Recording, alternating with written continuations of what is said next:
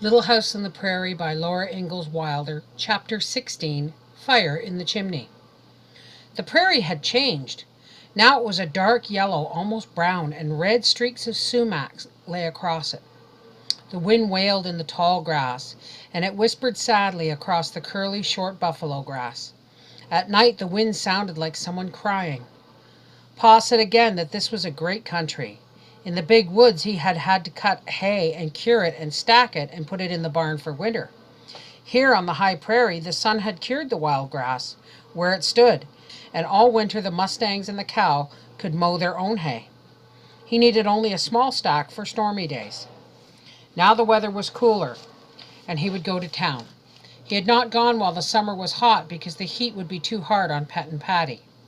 He must pull the wagon 20 miles a day to get to town in 2 days, and he did not want to be away from home any longer than he had to. He stacked the small stack of hay by the barn. He cut the winter's wood and corded it in a long cord against the house.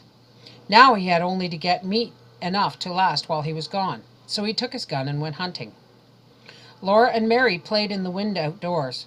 When they heard a shot echo in the woods along the creek, they knew that Pa had got some meat. The wind was cooler now, and all along the creek bottoms flocks of wild ducks were rising, flying, and settling again. Up from the creek came long lines of wild geese, forming a V for their flight farther south. The leader in the front called to those behind him. "Honk," he said. All down the lines the wild geese answered, one after another, "Honk, honk, honk." And then he cried, "Honk," and "Honk, honk, honk, honk." The others answered him. Straight away south he flew on his strong wings, and the long lines evenly followed him. The treetops along the creek were colored now. Oaks were reds and yellows and browns and greens. Cottonwoods and sycamores and walnuts were shiny yellow. The sky was not so brightly blue, and the wind was rough. That afternoon the wind blew fiercely, and it was cold. Ma called Mary and Laura into the house. She built up the fire and drew her rocker near it, and she sat rocking baby Carrie and singing softly to her. "Buy low baby bunting, Papa's gone a-hunting, to get a rabbit skin to wrap the baby bunting in." Laura heard a crackling in the chimney. Ma stopped singing. She bent forward and looked up the chimney. Then she got up quietly, put Carrie in Mary's arms, and pushed Mary down into the rocking chair and hurried outdoors. Laura ran after her. The whole top of the chimney was on fire. The sticks that had made it were burning up. The fire was roaring in the wind and licking toward the helpless roof. Ma seized a long pole and struck at the roaring fire, and burning sticks fell all around her. Laura did not know what to do. She grabbed a pole too, but Ma told her to stay away. The roaring fire was terrible. It could burn the whole house, and Laura couldn't do anything. She ran into the house. Burning sticks and coals were falling down the chimney and rolling out on the hearth. The house was full of smoke. One big blazing stick rolled onto the floor under Mary's skirts. Mary couldn't move, she was so scared. Laura was too scared to think. She grabbed the back of the heavy rocking chair and pulled with all her might. The chair with Mary and Carrie in it came sliding back across the floor. Laura grabbed up the burning stick and flung it into the fireplace just as Ma came in. "That's a good girl, Laura, to remember I told you never to leave fire on the floor," Ma said. She took the water pail and quickly and quietly poured water on the fire in the fireplace. Clouds of steam came out. Then Ma said, "Did you burn your hands?"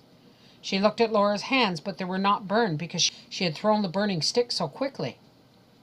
Laura was not really crying. She was too big to cry. Only one tear ran out of each eye, and her throat choked up, but she was not crying. She hid her face against Ma and hung on to her tight. She was so glad the fire had not hurt Ma. "Don't cry, Laura," Ma said, stroking her hair. "Were you afraid?" "Yes," said Laura. "I was afraid Mary and Carrie would burn up. I was afraid the house would burn up and we wouldn't have any house. I'm scared now." Mary could talk now. She told Ma how Laura had pulled the chair away from the fire. Laura was so little and the chair so big and so heavy with Mary and Carrie in it that Ma was surprised. She said she didn't know how Laura had done it. "You are a very brave girl, Laura," she said. But Laura had really been terribly scared. "And no harm's done," Ma said. "The house didn't burn up, and Mary's skirts didn't catch fire and burn her and Carrie, so everything is all right." When Pa came home, he found the fire out. The wind was roaring over the low stone top of the chimney, and the house was cold. But Pa said he would build up the chimney with green sticks and fresh clay and plaster it so well it would never catch fire again. He brought 4 fat ducks, and he said he could have killed hundreds, but 4 were all they needed. He said to Ma, "You save the feathers from the ducks and geese we ate, and I'll shoot you a feather bed." He could, of course, have got a deer, but the weather was not yet cold enough to freeze the meat and keep it from spoiling before they could eat it. And he found the place where a flock of wild turkeys roosted. "Our Thanksgiving and Christmas turkeys," he said. "Great big fat fellows. I'll get them when the time comes." Pa went whistling to mix mud and cut green sticks and build the chimney up again, while Ma cleaned the ducks. Then the fire merrily crackled, a fat duck roasted, and the cornbread baked. Everything was snug and cozy again. After supper, Pa said he supposed he'd better start to town early the next morning.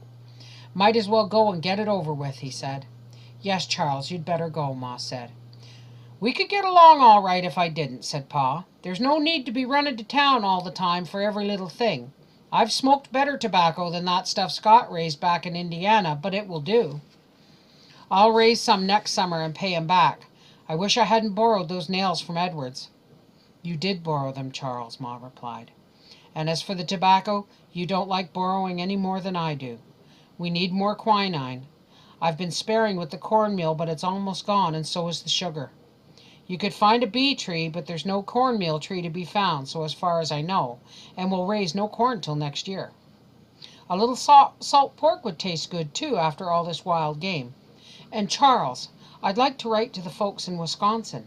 If you mail a letter now, they can write this winter, and we can hear from them next spring." "You're right, Carolyn. You always are," Pa said.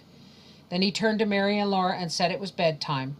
He was going to start early in the morning. He'd better start sleeping early tonight. He pulled off his boots while Mary and Laura got into their nightgowns. But when they were in bed, he took down his fiddle, and softly he played and softly sang. "So green grows the laurel, and so does the rue. So woeful, my love, at the parting with you." Ma turned toward him and smiled. "Take care of yourself on the trip, Charles, and don't worry about us. We'll be all right."